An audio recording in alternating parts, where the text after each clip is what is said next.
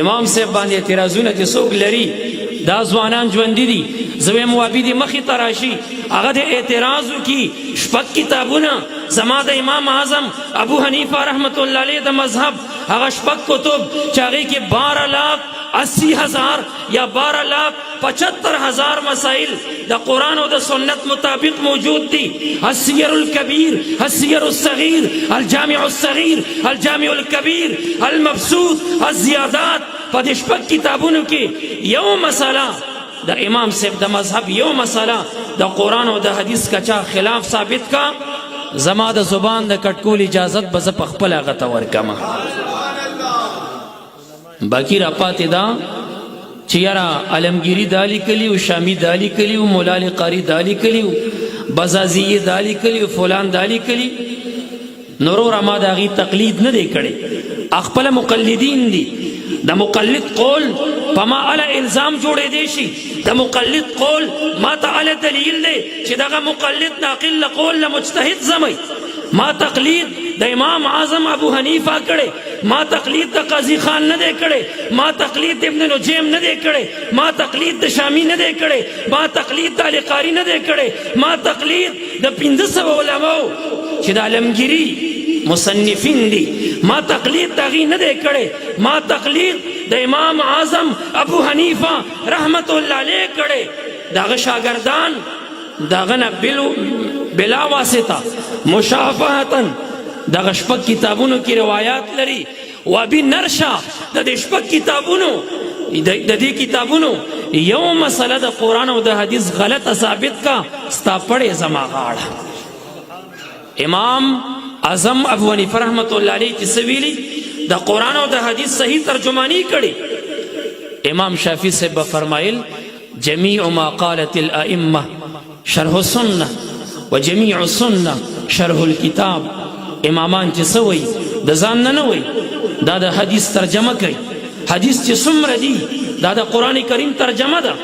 فقه د څلورو مذهبونو فقه دا د قرآن او د حدیث ترجمه ده دا د قرآن او د حدیث معارض مناقض منافی شی نه دی د هغې نه جدا شی نه دی کدی دا خبره کوي تاسې عوام پې دوکه کوي چې حناف وایي رفع الیدین مه کوه رفع الیدین خو په حدیث کې راغلی حدیث کې راغلی بېشکه وابي ته په دې حدیث نه پوهېږي دا حدیث منسوخ شوی دی عبدالله ابن زبیر صاحب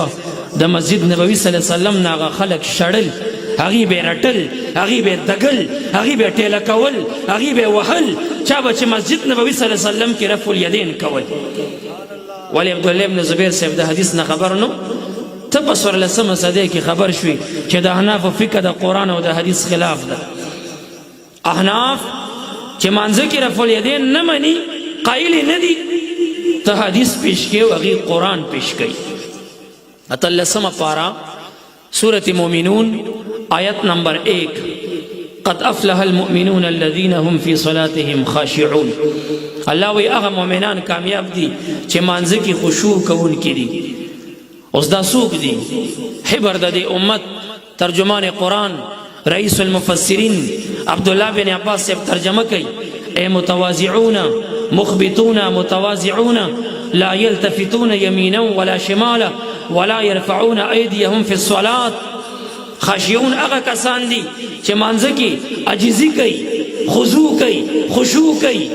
الله طرف ته انابت کوي خی او ګس طرف ته نه ګوري او د اول تکبیر نه علاوه مانځه کې لاسونه اوچتوي نه دغه کسان الله وی کامیاب دي کته حدیث کې راغلی نو حدیث دی منسوخ دی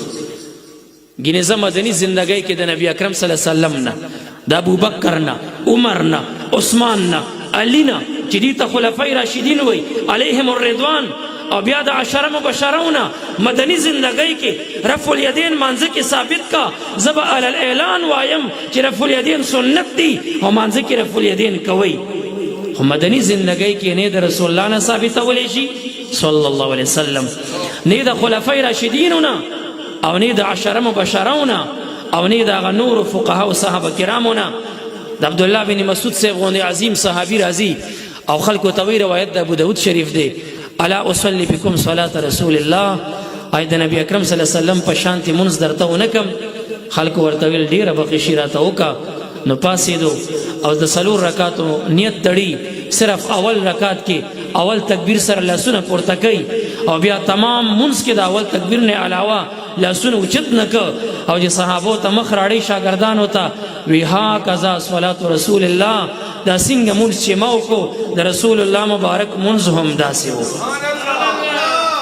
آیا صحابي نه پوهېږي وهابي پوه شو آیا صحابي حدیث نه خبر نو معاذ الله وهابي خبر شو نو زمونږ ستاسې مقابله په 2 ډلو کې یو دغه جماعت دی چې دا جماعت د خوارجو دی او غیر مقلدین دي او زمونږ امام صاحب باندې او زمونږ مذهب باندې دا قسم بیهوده اعتراضات کوي عوام او طالبان خو زرد او ککی ورته وایي قرآن او سنت او توحید او کله به درته وایي ته د امام اعظم ابو حنیفه رحمت الله علیه منې ستا هغه امام دی او زما امام محمد مصطفی صلی الله علیه وسلم دی نو ستا امام غوره دی او که زما امام غوره دی او کله به درته وایي چې د امام صاحب نوم په قرآن کې راغلی نو داسې اعتراض دی شرم نه درځي اوس به تا د څوک وایي چې د صدیق اکبر صاحب نوم په قرآن کې راغلی څه جواب به ورکړي آیا چې قرآن کریم کې نوم نی ته به منې نه قرآن کریم کې خو صرف په 1,24,000 صحابه کرامو کې چې د صحابو تعداد د جمهور علماء په نسبت باندې 1,24,000 دی د علامه ابن کثیر په نسبت باندې 1,14,000 دی بعضی وایي 1,11,000 دی اوس د دغې صحابه کرامو د دې دومره لکونو صحابو د یو نوم قرآن کریم کې نه راځي صرف د زید صاحب نوم پکې راځي اوس به ته څه کې یو زید صاحب به منې باقي صحابو نه به انکار کې نو دغسې بیکار اعتراضونه دا بېدینان زمونږ مذهب باندې لري خو مذهب باندې بدګمانه نه شئ بیا هم درته وایم فقه د قرآن او د حدیث ترجمه ده د قرآن او د حدیث خلاف څیز نه دی که چا ویل فقه دا وایي قرآن او حدیث دا وایي ما ته رجوع کوئ